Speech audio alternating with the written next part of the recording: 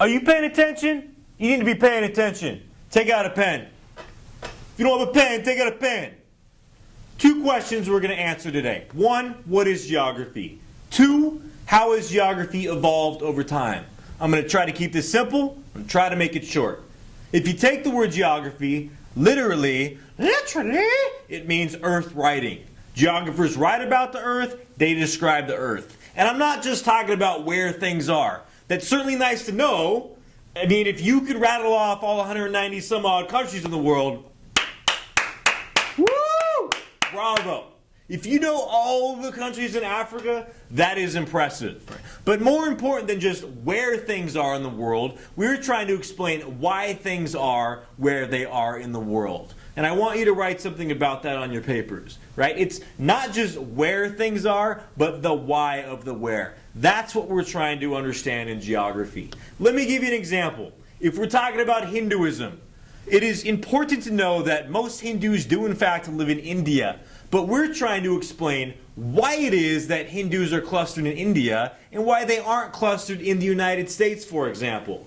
When we do this, we're looking at spatial variation. How and why things differ from place to place on the surface of the earth. And in the process, we see patterns that emerge. Let's talk about the evolution of geography. When did it become its own discipline, its own field of study? I want you to remember one acronym and you'll be good to go. Remember GRAM. G-R-A-M. G, gonna stand for the Greeks. R, the Romans. A, the Arabs. M, modern geography. The Greeks. Even before the Greeks, if we go back 3,000 years ago in history, Egyptians were doing maps.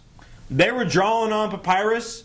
And before them, 4,000 years ago, Mesopotamians in what is modern day Iraq, they were doing their own maps, carving into clay tablets. A lot of people dabbled in map making, or what we call cartography, but none of these ancient peoples ever tried to make a map of the entire world. They understood there was a lot more to the world than just the part they lived in, but they knew the information they had about the world was very limited. Right? They couldn't even begin to guess the true shape and size of the world. The first ancient people that took on that task of trying to find out the size and the form of the entire world were some of the greatest thinkers of all time, the Greeks.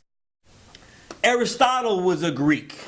Aristotle hypothesized and scientifically demonstrated that the earth had a spherical shape, and he gave several reasons for thinking this. He said, if you look at a lunar eclipse, when the earth casts its shadow onto the moon's surface, he said you can see the shadow of the earth, and it ain't square, it's round. Second, he pointed out that certain stars that were above the horizon in Egypt were below the horizon in Greece. And if the earth were a sphere, that's exactly what you would see.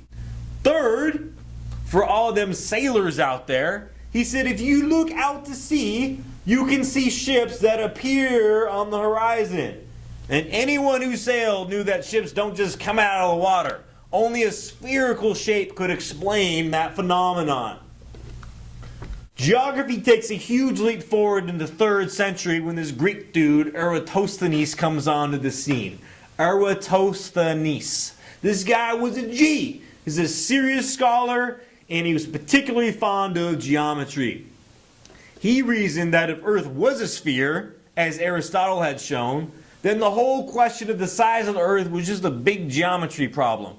And by using 2 points on the Earth's surface, he measured the angle of the sun and was able to determine the circumference of the Earth with like 99% accuracy.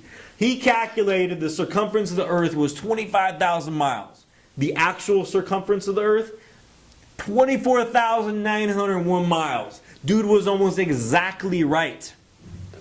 Anyway, Eratosthenes, someone you want to remember. He was the first person to use the word geography, and he's also been credited with all sorts of other stuff like calculating the tilt of the Earth's axis. He was credited with creating the first map of the world that included parallels and meridians, or what we call latitude and longitude. Guy was a G. Most of the Greek accomplishments in geography were passed on to the Romans. You had all these Roman military generals and commanders and administrators who took all this information and they used that to guide their expansion of the Roman Empire. The Romans also made their own important additions to geography. In the 2nd century, like 500 years after Eratosthenes, this dude Ptolemy comes onto the scene. Ptolemy, you got to remember his name. He took everything the Greeks had written about geography, he took anything the Romans had written about geography, put it all together, compiled it. Calculated latitude and longitude of like 8,000 different places on Earth. And the map of the world he made was like the map used in Europe for over 1,000 years. If we go forward a little bit to the 5th century AD, after the fall of the Roman Empire, Europe enters what we call the Middle Ages or the medieval period or the Dark Ages, where not a whole lot is going on intellectually. Yeah, there's some new discoveries, yes, there's some learning taking place, but the church controlled most of these schools, and we don't see the advancements like we did under the Romans or at the height of Greek civilization. Maps become a lot less mathematical, and they start to become more fanciful, more a piece of art than a tool. You see Earth appearing as a flat disk. You see all sorts of animals and dragons and all kinds of crazy stuff on these maps. Again, it becomes less of a science, less mathematical, and more just a piece of art. In the 8th century, over in the Middle East, Arab scholars, they start translating all these works of the Greeks, all the works of the Romans, and they're exploring Asia, and they're exploring Africa and putting it all together. One of these explorers, Ibn Battuta, this guy was crazy, my kind of traveler. In 30 years, Ibn Battuta traveled to more than 75,000 miles. Dude averaged 7 miles a day for 11,000 days. And I'm not talking about, in air-conditioned vans and cars. We're talking horses and donkeys, that kind of stuff. And as he's traveling, he's documenting. He's recording what he sees, the physical features of the landscape, the human features of the landscape. All right, a revival of geography and map making began in Europe during the Age of Exploration. We're going forward now to the 15th century. Right? You have all these wealthy kings financing a variety of trips and voyages around the world because of all the money they're hoping to make in return. We call this the Age of Exploration. And these voyages provided an opportunity for investigation, for discovery. And these voyages added a whole bunch of new contributions to our geographic knowledge. These explorers collected information that was used by cartographers to make more accurate maps. If we look at this map by Ortelius, 1571, 500 years ago or so.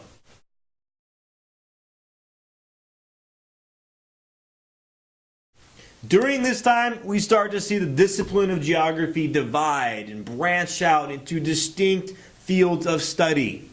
This is the early stages of what we collectively now call physical geography and human geography, the two major branches of the field of geography. If we go forward to the 18th century, the 19th century, the 20th century, we see rapid development in many modern disciplines. In this course, we're concerned with human geography, which we'll see includes all sorts of subdivisions. We're going to have a unit on population geography, a unit on cultural geography, economic geography, urban geography, agricultural geography, and political geography.